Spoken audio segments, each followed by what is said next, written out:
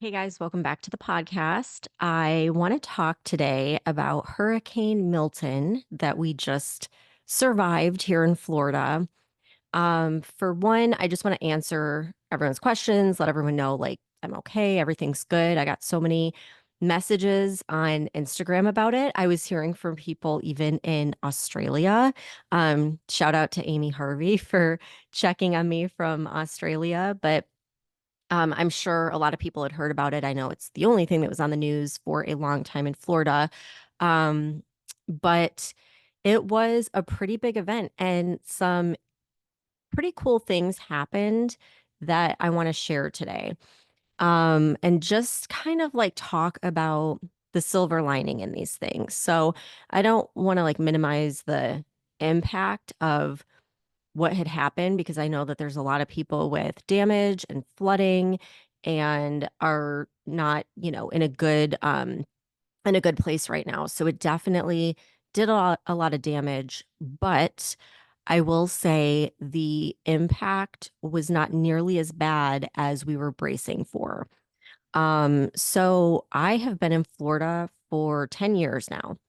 And we've been through, 10 years of hurricane seasons, lots of different hurricanes.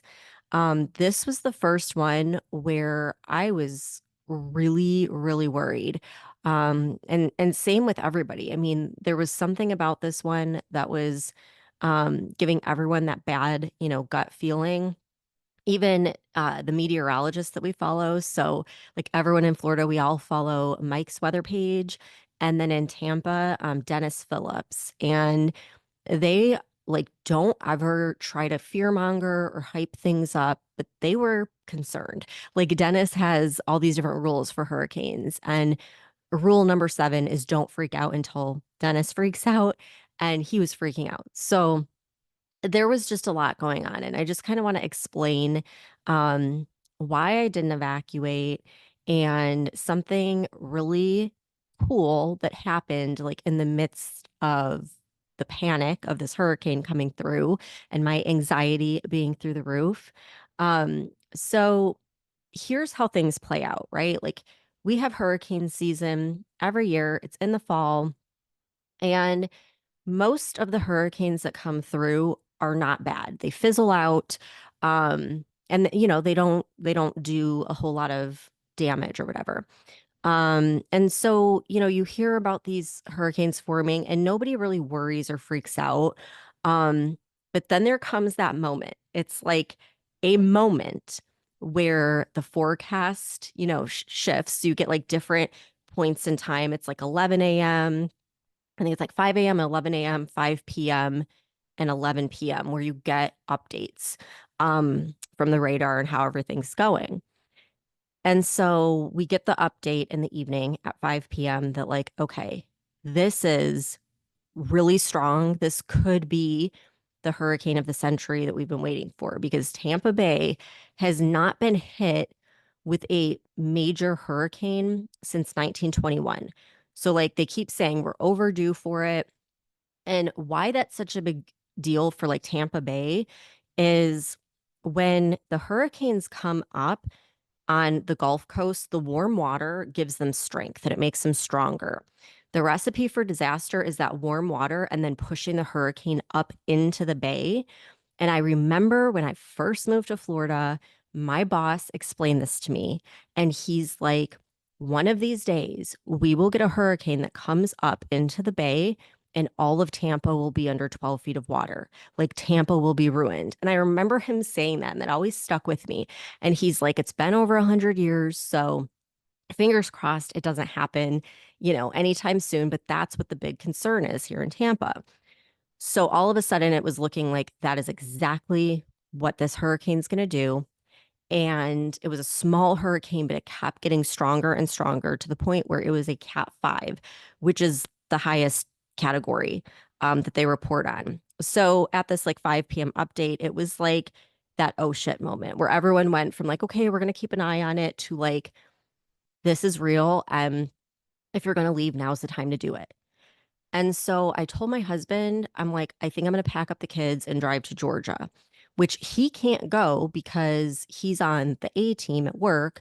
So they have to stay, like they have to go into work during a hurricane and stay there for multiple days. So I knew he wouldn't be able to go.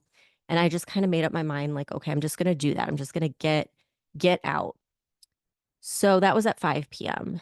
Around 11, I went to drop off my daughter's friend, and then we were driving around and we went to four different gas stations. Every single one of them had bags on the pump. They were all out of gas. And in that moment, I was like, okay, what's worse? Hunkering down or getting on the road alone with my kids and being stranded? Because there is one way out of Florida. Like I'm in Tampa just to get to the Georgia line, which is where you at least need to get to because the whole state was under warning, would take 5 hours on a normal day. People were reporting with traffic, it was like 10 hours. And it's all rural past Tampa. And so people were saying there's no gas. Like all of these little towns, their gas stations are empty. So I started thinking, like, I don't want to get in a situation where I am stranded in my car because I don't have gas and there's like nothing around. So in that moment, like I just decided, okay, my gut's telling me we're not gonna do it. We're not gonna evacuate. And the reports kept coming in. I kept seeing people posting from the road, and it was like standstill traffic on 75 trying to get out of the state because there were millions of people evacuating all at once. And like I said, we're surrounded by water. There is one way to leave, and that is north. You can't drive east or west or south. You got to go north. And people were saying, just like I thought, like we're going to gas station after gas station. There's no gas. We're stuck on the road, just sitting here burning fuel. So I was like good with my decision. Okay, like I'm not going to evacuate. Plus, my parents weren't going to go. We've got my grandma here. Like she can't go and do a 10-hour, car ride being stuck in traffic. So they didn't want to leave her, obviously. So I'm like, I'm just going to stay with family. We'll be fine. And we do not live on the water. We're actually in a non-evacuation zone. And my daughter's school, which is right down the road from us, like a minute down the road, is a shelter. So the people that live on the coast, like this is where they come to evacuate because we're on higher ground. So I felt like, okay, we'll be fine. We're going to hunker down. We have a house that was built after 2004, which that's when they changed all of the standards on homes to be able to withstand a Cat 3 hurricane. So as long as it's a Cat 3 or under, like the windows can hold it, the roof shouldn't like fly off or anything. So, I'm like, okay, I've done this before. I've been through hurricanes before. We'll hunker down, we'll be fine. And the very next morning, early in the morning, all the water was gone in all the grocery stores. Like, I mean, I guess I wanted to talk about this on the podcast because I just want people to know, like, how quickly things happen. It's like in the evening, it was that oh shit moment. Like, yes, we need to worry about this. And not even 12 hours later, like everything was gone. Like all the water was gone, the plywood, gas, like people go in panic mode. And, that's why it's so important to like stock up on supplies and be ready, in case of a disaster. So, anyhow, that was on Sunday, like Sunday going into Monday. And the hurricane was hitting Wednesday night. So I was still feeling good about my decision to stay. And then we just it keeps getting worse and worse. Like this thing was like an anomaly in every which way. It was gaining so much strength that in a 24-hour period, it went from being a tropical storm to a Cat 5. That's insane. And again, a Cat 5 is like the worst case scenario. And it kept staying at a Cat 5. Like it wasn't budging. It was just getting stronger and stronger and stronger. So then I start to panic. And then I see like the Tampa mayor went on TV and was saying this is an unlivable event. Like you have to leave. It's unlivable. But still, my gut was like, just stay because I don't want to get stranded, with my kids. Plus, being on the road when there are millions of people evacuating is dangerous. There are car wrecks, there are people that are desperate. And, you just, it's not like an ideal situation where it's just like, oh, we're just going to evacuate. And I want to add, like, all the flights were grounded. They had closed by Tuesday, maybe even Monday. Um, so anyhow, like, I just felt like I need to stay. That's my best bet. Then I started like panicking, and then we see on Tuesday night when I went to bed, it's like, oh, it's weakening a little bit and it's nudging a little bit to the south, which would be good for Tampa. So I felt good, went to bed. I'm like, okay, we're gonna be fine. I wake up Wednesday morning and it's like, well, it nudged back up north, right to Tampa, and it's strengthened, like the wall reformed, and now it's even stronger. And now it's not going to be a cat 3 when it hits, it's going to be a cat 4. And so then I start panicking because I'm like, our house, they say, can withhold a cat 3, but what about a cat 4? So then everyone's panicking. And like people in my neighborhood were like literally evacuating like that day, which is like terrifying. I mean, you have less than a full day, just a few hours to like get out of Dodge. And one of the women that evacuated, she couldn't get a hotel anywhere. That was the other thing. Every hotel from here all the way up to North Carolina was booked because they just had Helene. So there was all these people displaced staying in the northern hotels, and then everyone, all these millions of people going north trying to find a hotel in Georgia. There was nothing. She couldn't find a hotel. She ended up having to sleep in her car at a truck stop, which is exactly what I was like afraid would happen if I tried to evacuate.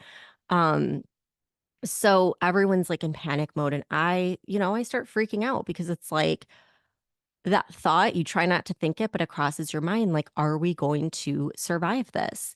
And when you get into my area, you don't worry as much about flooding because you're not right on the coast where you have to worry about like that 10 to 15-foot storm surge, but you do worry about winds and tornadoes that spin off of the hurricane. So I start panicking and I thought like I've got to stop thinking about this. So I get out my journal and I just start writing, like, I am so grateful that Milton is weakening. Milton was the name of the hurricane. So grateful it's weakening. I'm so grateful it's nudging away from us. I'm so grateful we're safe. So grateful we're protected. I'm so grateful we have these strong windows and a concrete home and a roof that. And I'm just going on. And I just keep visualizing over and over, like, the storm is weakening and it's moving away. It's weakening and it's moving away. And I just kept like writing it, saying it, thinking it, feeling it over and over and over again. And I have a point to this that I'm going to get to in just a second.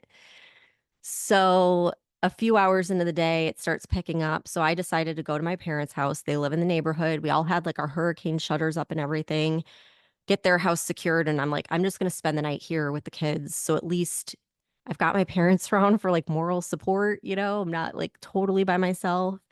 Um, so we're there, and then the tornadoes started. And these were like Midwest tornadoes. These were like massive tornadoes that were just popping up everywhere. And like the whole area was under warning, which is scary because it's like, you're worried enough about the hurricane, but now you've got tornadoes making like a presence before the hurricane even hits. So we're just super on edge. And I go on TikTok and I see in my feed, there's this girl that I've never seen before. I've never heard of her before. I didn't follow her. She was just in my For You page. And she's doing these like movements with her hands. And she's like, if you're an energy worker, a light worker, a healer, this is for you. You know what I'm doing here. And she's like showing the hurricane on the map. And she's doing these movements where she's like gently like pushing it away and like fizzling it out and like calming it down and pushing it away. And literally everything I wrote in my journal about weakening it and like pushing it away, she was saying out loud. It was like she was reading my journal, but she's doing this on her own. And I was like, oh my God, like, what are the odds? It's so crazy. And so I watched the thing and I'm telling my mom, like, hey, you know, look at what this girl's doing. And my mom's like, well, we should do that too. So we're all like sitting there visualizing it's weakening and we're pushing it away. Like it's weakening and we're pushing it away. And then I scroll and there's a guy. Once again, never seen him, never heard of him. He's doing the same thing. And then I scroll again and there's another person and again and there's another person. My entire For You feed was all of these random people all over the world that were using their collective energy to push this thing away and weaken it. And they were like, everyone join in, like share this, repost it. And like everyone at the same time starts doing this. And the next update, like the 5 p.m. or whatever, it weakened to a cat 4. And they said now, instead of it being a cat 4 when it hits us, once it makes landfall, it'll be a cat 3. And I was like, holy shit. And my gut, my intuition, everything tells me we are so powerful and our collective energy absolutely, absolutely can have like measurable impact like that. But even if like you're skeptical and like if I were playing devil's advocate and saying, you know what, that had no bearing whatsoever, like it wasn't us that, was weakening it. Even if that's the case, I can say with absolute certainty that what it did do was it calmed me down. Like all of the movements they were doing to calm the storm was calming me. And my anxiety went from like full blown panic mode, like on a scale of 1 to 10, I was at a 10, maybe an 11. It went all the way down. It's like it just turned the dial down on my anxiety. And all of a sudden, I just had this like inner knowing, like, we're going to be okay. And I'm not worried. We're going to be okay. I'm not worried. Everything's good. And I just kept visualizing over and over again, like it's weakening, it's weakening, it's calming, it's weakening. And that was the other thing is like just sending it like very like calming energy. And so whether or not it had any bearing on the hurricane, it absolutely helped with my anxiety. And probably anyone that was listening, it helped with theirs as well. And it was so much so that I ended up falling asleep through the worst of it. Like I was so calm and so just like exhausted because I had been in fight or flight mode for like 4 days straight, worrying about this thing, wondering, should I go? Should I stay? It was exhausting, mentally, emotionally exhausting. And I fell asleep through the worst of it. And when I woke up, it was like everything was calm and it wasn't even really that windy or anything. And it ended up nudging away from us. So Tampa did not get hit directly. It ended up going by Siesta Key. And it wasn't like a 10 to 15-foot storm surge like they were predicting.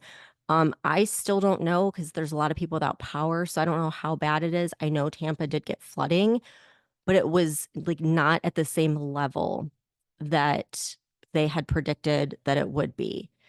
And so I don't know, like I say all that to say I do think it's really powerful the energy that we have and when we put ourselves together, this use this collective energy to all visualize and focus on something. I really feel that it can make an impact. And again, even if let's just play skeptic, it didn't make an impact on the hurricane, it made an impact on the energy of the collective, on everyone because we're all linked. We know this through quantum entanglement. Like we are all linked in this energetic web, and it sent a calming effect. And I felt that profoundly. And I'm just so grateful. And I don't even know who these TikTok creators were, but I'm just so grateful for them. And I felt like they were inside my head and they knew like exactly what I was thinking and feeling and just had this ability to like let me know everything was going to be okay. Like it was the weirdest thing, but I have never felt so connected to another person that I had never met or heard of or seen or been in close proximity with. Like it just, for me, it totally reconfirmed this whole collective consciousness and this web of energy. And even though like I know this through science, it's like it just strengthens that belief that we are all intertwined and we can all affect the collective in both good ways and bad ways. And here was like a really negative situation where all of these people that had no stake in it. I mean, they weren't in the area. They were in like different countries. They were coming together to help other people that are part of this collective energy. And it just was like this really cool thing that I'm so grateful I got to experience. So there was that. And then, the next day we go out there and we're driving around, to assess the damage. And we went over to my house. And so our roof was in like really bad shape. There were like shingles everywhere. Um, and surprisingly, my dad, who, I mean, he can definitely be the type of person that'll look at like the glass is half empty instead of half full kind of thing, like looking at the negative. And surprisingly, like he instantly kind of shifted my perspective on everything. Because when I saw our roof, I was like, okay, we're going to need a new roof. And our hurricane deductible is 8,000, almost $9,000. And I'm thinking like, wow, okay, we're going to have to fork out, eight, $9,000 and get a new roof. And instantly he was like, no, you're getting a $20,000 roof for $8,000. This is actually a good thing because you probably were going to need a new roof in the next few years, anyways. And now you get a brand new roof for $8,000. And normally it would cost 20. And it was like this instant reframe. And I was so surprised seeing it, from my dad because he's typically like complaining about stuff like this and just not the type that would like shift a perspective like that. But it just instantly like shifted everything. And I just remember thinking like, just feeling so grateful that that was the, worst thing that we were up against. Like it could have been so much worse. There could have been injuries, people could have been hurt. Um, and the worst that we were looking at is replacing the roof. And so it's like, had I not gone through that where I was so fearful of this storm and like, are we going to survive this? I don't know that I would have felt like that grateful, but I was just so happy. Like, we're okay. We're okay. We survived this.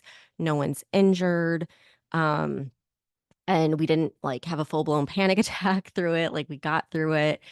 And yeah, it's just like silver linings and like you got to look at the positive. And sometimes going through something like that is really scary and um kind of makes you question, like am I going to be okay? It's like that law of polarity where sometimes these really negative things can help us really feel the positive because every moment since I have just been feeling so incredibly grateful, so grateful that we're okay, that we're, alive, we're not injured, that the roof was like this, the only damage we have to worry about, that we still have power. There's millions of people without power. Somehow we still have power. And it's just like this flooding of pure gratitude. And I don't know that I would be feeling this deeply and intensely if I hadn't gone through um, such a state of fear and anxiety. And so it's like, again, the law of polarity. Sometimes these negative things that we experience on the other side of that. It's like a valley with a mountain on the other side and you're in the valley and it's like things can't get any worse, but just on the other side of that is this like big beautiful mountain and things just end up, getting so much better. And that's kind of where I feel like I am right now in my mind. And again, I don't want to like minimize anything because I know a lot of people don't have power, have flooding, have damage, and everything else. Um, but I think it's important to look at the silver linings and just be grateful. Like, we got through this. This could have destroyed Tampa. Like, everything could have been completely underwater. We could have had the roof blow off or things fly through our windows. Like, it could have been so much worse, and it wasn't. And so, for that, it's like I'm just seeping in gratitude and just, you know, I'm telling you, like, I was in awe. I'm just floored. Like, seeing all of these people putting all of this energy out there from all over the world at the same time had such an immense impact on me, and I'm just so grateful for that. I'm so grateful for these people that I've never met, never heard of before that were there in, like, one of the scariest times of my entire life, and I'm just in awe of that. So, I think it's an important lesson too, like, when there's things going on in the world and we feel like we have no control over it or it doesn't affect us, maybe that's not the case. We're all part of this collective consciousness, and maybe just sending some positive, calming energy can do far more than you can even fathom. Like maybe that little act of focusing and setting intention on pushing calming energy that way can actually have a profound impact. And maybe it doesn't, but it doesn't hurt to try. It's something we could all do right now for free.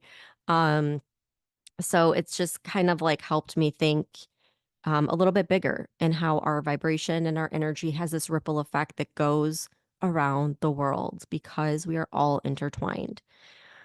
So, yeah, I just wanted to share that with everyone. Thank you to everyone that reached out to see how things were going and to send all your positive thoughts. That really helped as well.